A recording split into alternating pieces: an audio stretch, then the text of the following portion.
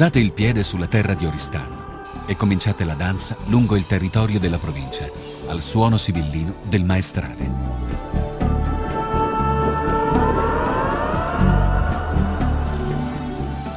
Forme e colori disegnano scogliere e spiagge di quarzo. Anfratti si alternano a insenature di sabbia, macchia mediterranea e stagni abitati dagli splendidi fenicotteri rosa.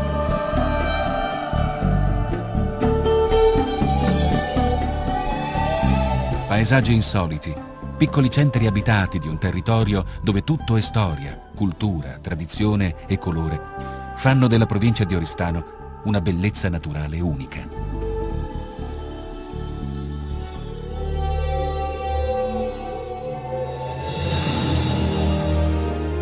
Costruiti nel secondo millennio a.C., ancora intatti, sono centinaia di nuraghi. Dimostrazione di una sapiente tecnica costruttiva e architettonica, queste torri coniche di pietra a base circolare sono state realizzate sovrapponendo grandi massi fra loro. Il più noto complesso nuragico dell'Oristanese è quello dell'Osa di Abbasanta, che imponente svetta racchiuso entro una grande muraglia.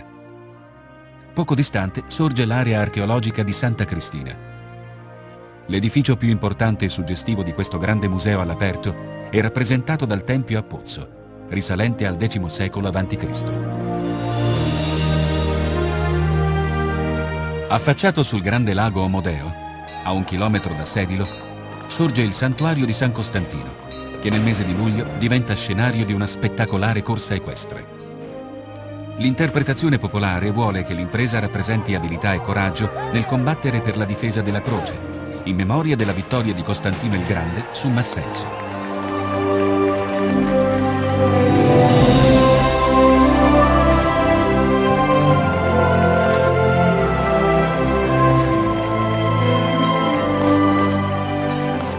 Tamburi e trombe scandiscono i tempi della celebre giostra equestre di Oristano. La Sartiglia si consuma la domenica e il martedì di Carnevale, lungo una delle principali vie della città. Di origini medievali, guidata da Sucum Poidori, la corsa alla stella è organizzata dai gremi dei contadini e dei falegnami. Squilli di trombe e rulli di tamburi segnano le discese sfarinate dei cavalieri che, armati di spada, devono centrare il foro della stella appesa a un nastro lungo la pista.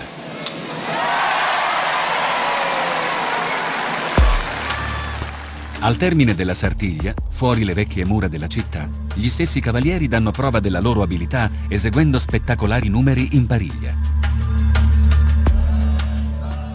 A Santo Lussurgiu, paese nel cuore del Montiferru, dove il canto accompagna la vita della comunità, negli ultimi 3 giorni del Carnevale, una cinquantina di cavalieri mascherati si esibiscono nella spericolata corsa al galoppo di Sacarrela e Nanti, che si svolge nel centro storico del paese fra strade scoscese e pericolosissime curve.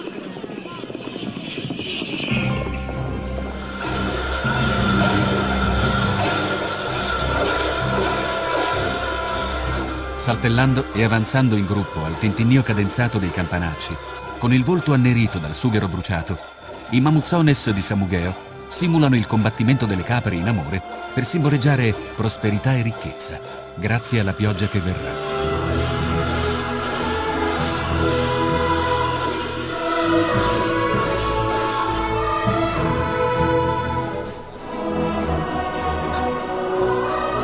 La corsa degli scalzi di San Salvatore a Cabras è un rito vecchio 5 secoli.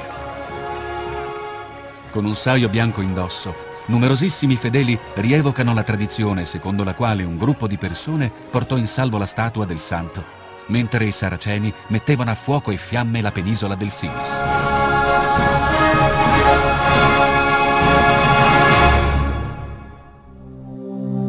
Fin dai tempi antichi Oristano era famosa per l'abbondanza della fauna ittica dei suoi stagni e per la loro grande pescosità. A Cabras, Marcedì e Santa Giusta le risorse ittiche rappresentano una fonte di ricchezza non solo per la pesca, ma anche per le attività ad essa connesse.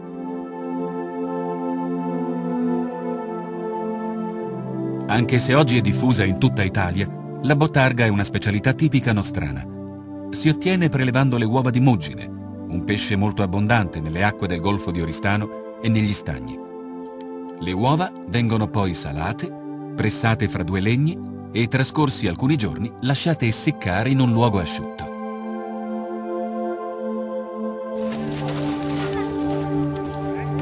Elevatissimo è il numero di sagre e feste campestri che, conservando intatto il loro fascino, ancora vivono. Contraddistinte da canti e balli, si celebrano solitamente nei santuari alla periferia del paese. Sono anche un importante momento di incontro e motivo per degustare le tipiche produzioni locali. Il paniere delle bontà raccoglie la carne modicana degli allevamenti del Montiferru, la vernaccia di Oristano, un vino classico superiore ad altissima gradazione alcolica naturale, i pesci e il saporitissimo maialino arrosto. Nella tradizione gastronomica un posto di rilievo occupano i formaggi di pecora e il rinomato Casizolu, formaggio ottenuto dal latte vaccino. Infine, i dolci tipici di Mandorla, come i gustosissimi amaretti.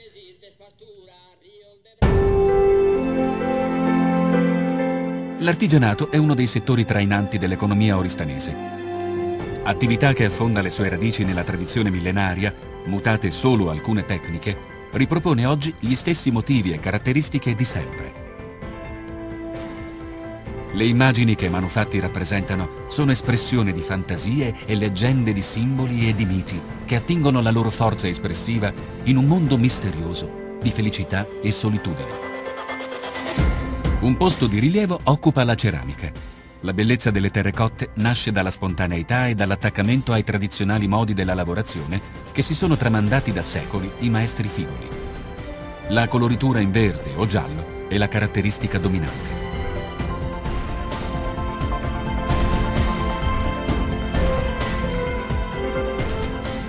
Cuscini, coperte, arazzi, bisacce e tappeti sono le forme della tessitura e del ricamo, tipiche produzioni a Samugheo e Mogoro, grossi e importanti centri produttivi della realtà isolana. Disegni e varietà di colori contraddistinguono i costumi tradizionali, gli scialli e i copricapo.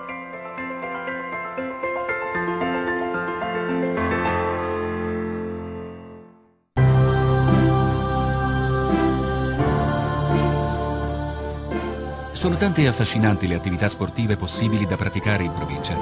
Da quelle marine, in una emozionante esplosione di colori fra suggestivi fondali, a quelle in superficie del lago Omodeo, bacino artificiale di vaste proporzioni, sorto agli inizi degli anni '20, che offre la possibilità di praticare diversi sport acquatici.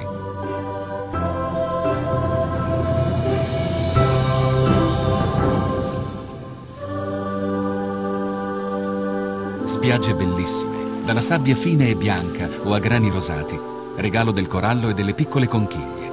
Un mare immenso, verde e azzurro, sono il panorama che la provincia di Oristano offre al suo visitatore in 150 km di coste, dove scogliere modellate dal vento di maestrale e lunghissime spiagge dorate si alternano a discrete e meravigliose insenature di sabbia.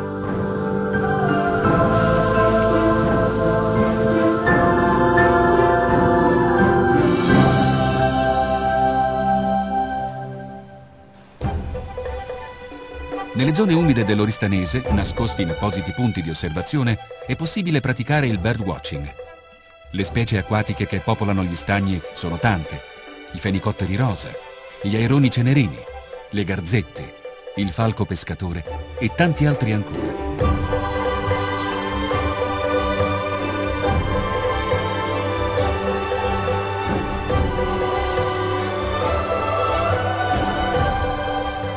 Dalle rovine di pietra degli antichi nuraghi alle rovine dell'antica città di Tarros. Anche attraverso Fenici, Romani e Spagnoli, la provincia di Oristano porta oggi i segni di una terra millenaria.